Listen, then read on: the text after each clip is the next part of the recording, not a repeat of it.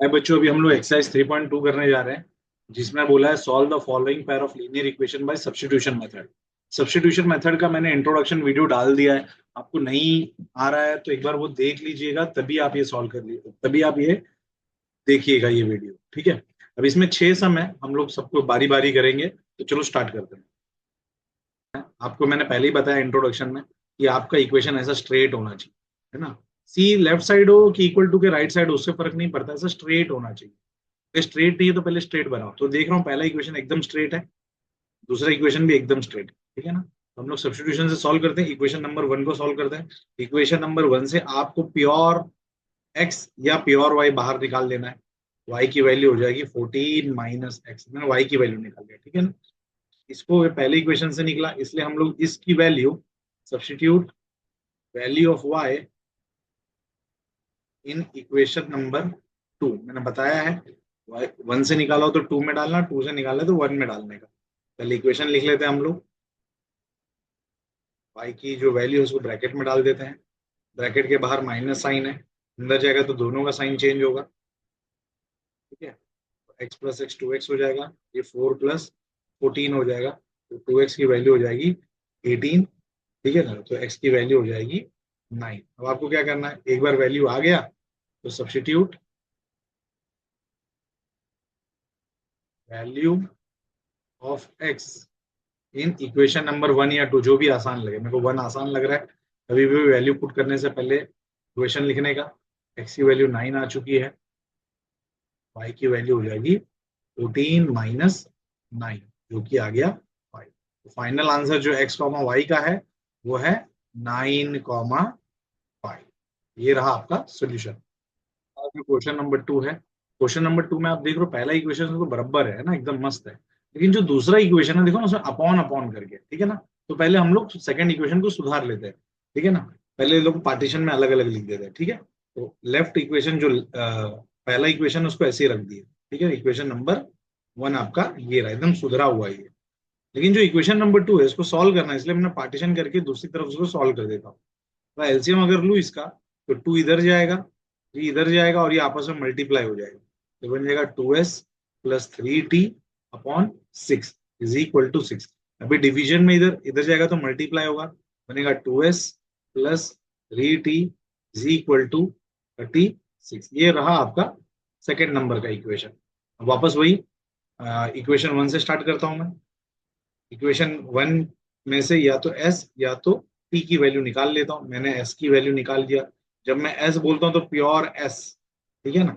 अब मैं s की वैल्यू निकाला हूं फर्स्ट इक्वेशन से, तो मुझे सब्स्टिट्यूट करना है इसको सेकेंड इक्वेशन में। Substitute value of s in equation number value of s in equation number 2। तो इक्वेशन नंबर 2 पहले लिख लेते हैं हम लोग। 2s plus 3t is 36। s की वैल्यू ब्रैकेट में डालने का हमेशा। 3t इज 36, ये बन जाएगा 6 plus 2t plus 3t is 36।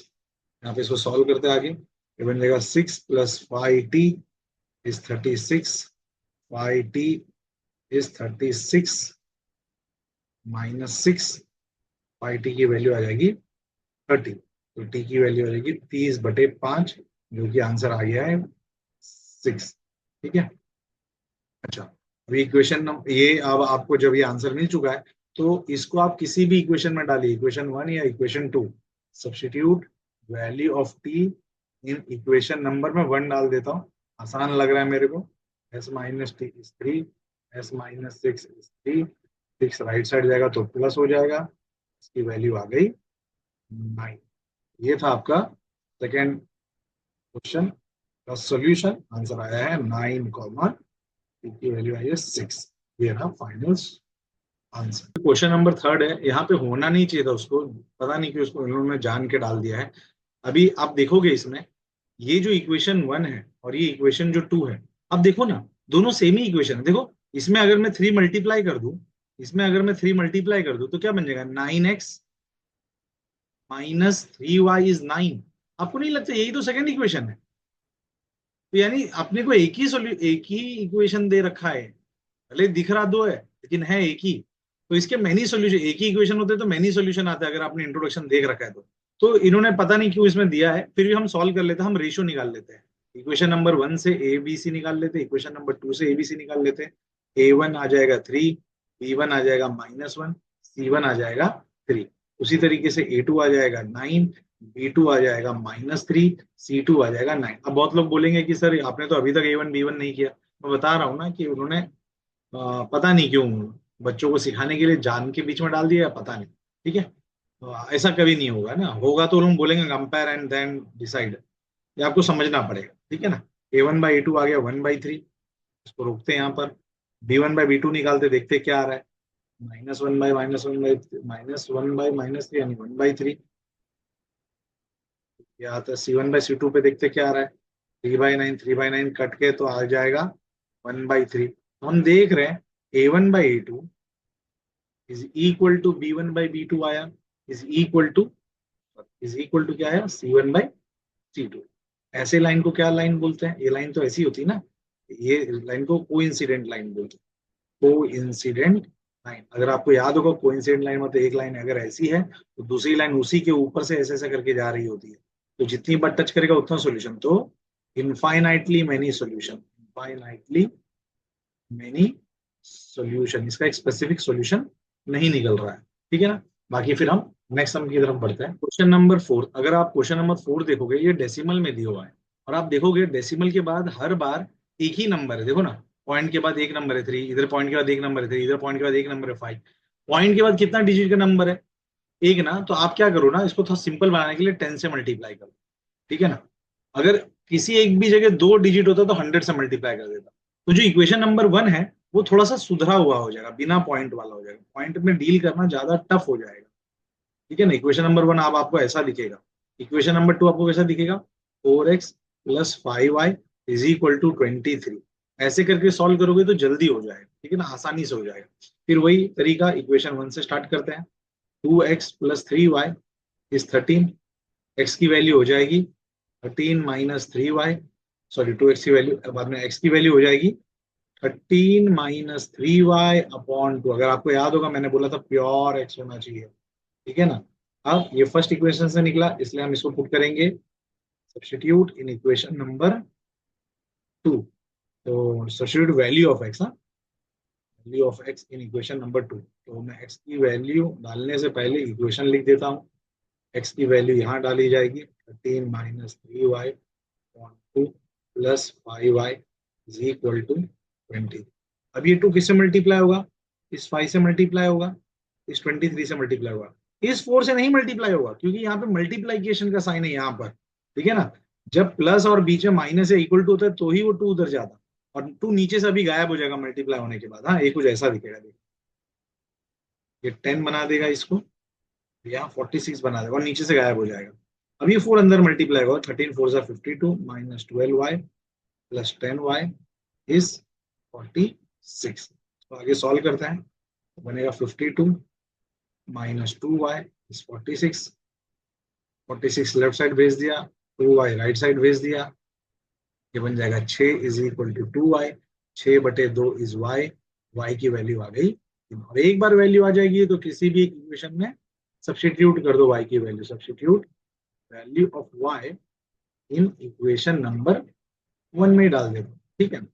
2x + 3y 13 है, y की जगह मेरे को डालना है 3। 2x + 9 is 13, 2x is 13 - 9, 2x is 4, x की वैल्यू 4/2 यानी 2। x, y का आंसर आ चुका है 2,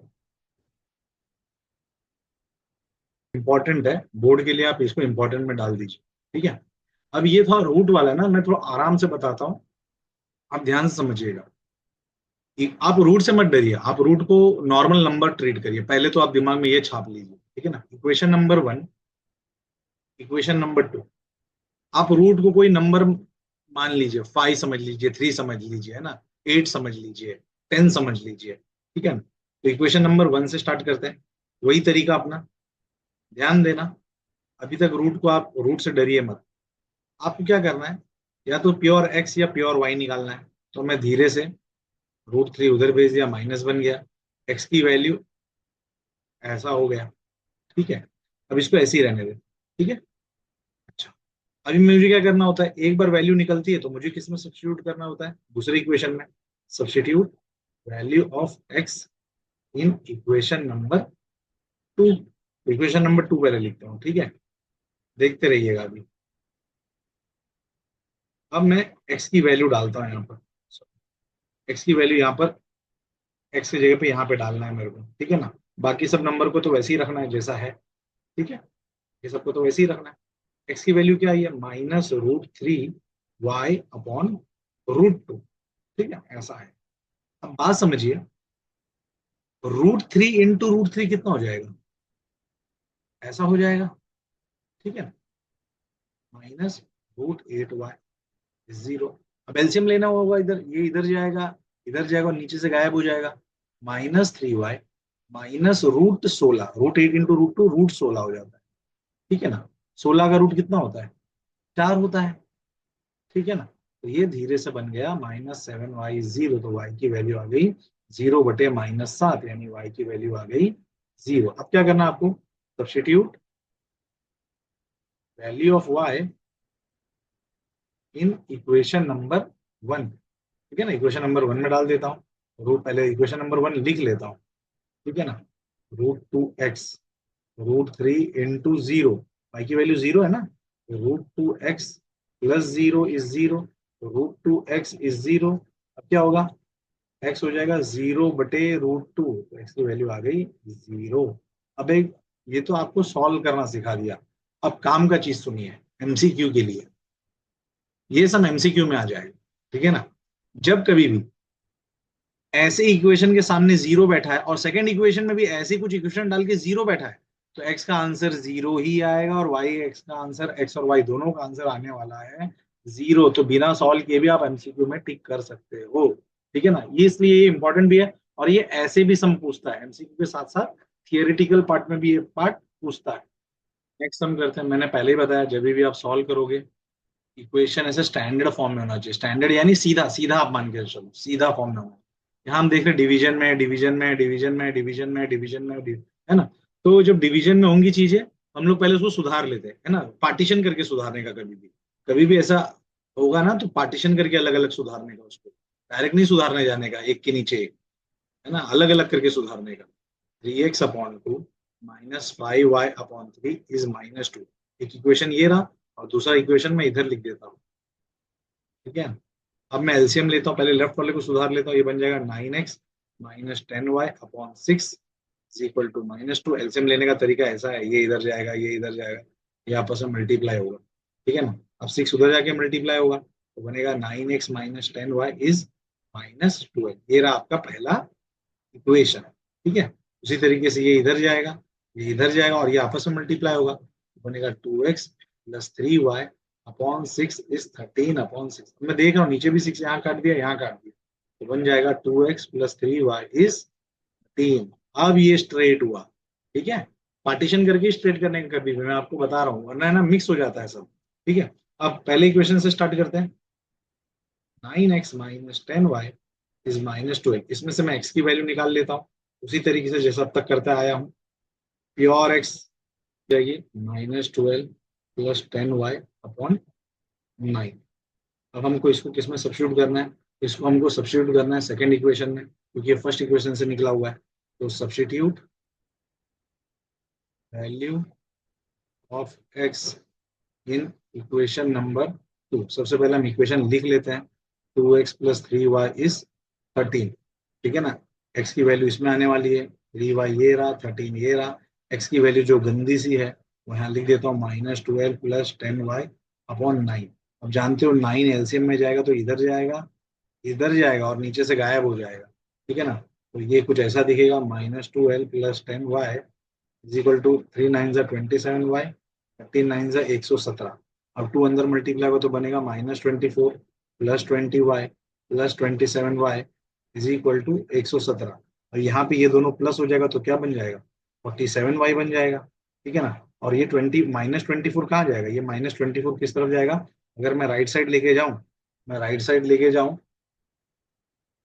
तो वो प्लस 24 बन जाएगा। ठीक है, ये 47y is equal to 1, sorry क्या हो जाएगा, 7 4 11, 2 3 4, 141 हो जाएगा। ठीक है, अब 47 राइट साइड जाएगा तो डिवाइड हो जाएगा 47। 47 थ्रीजा अगर करूँ, 47 थ्रीजा से कट जाएगा ये, y की वैल्यू क्या आ जाएगी 3। अब आपको क्या करना है, वही एक बार वैल्यू आ गया तो सब्स्टिट्यूट, ठीक है ना, substitute value of y in equation number जो भी आपको आसान लगे। मेरे को सेकंड इक्वेशन ज्यादा आसान लग रहा है, छोटे छोटे नंबर दिख रहे हैं। 2x+3y is 13। y की जगह मैंने क्या डाल दिया, 3 डाल दिया। ठीक है, तो 2x+9 is 13, 2x is 13 minus 9, 2x is 4, x is 4/2, तो x की वैल्यू आ जाएगी 2। तो फाइनल आपका x, y का आंसर आ चुका है 2, 3।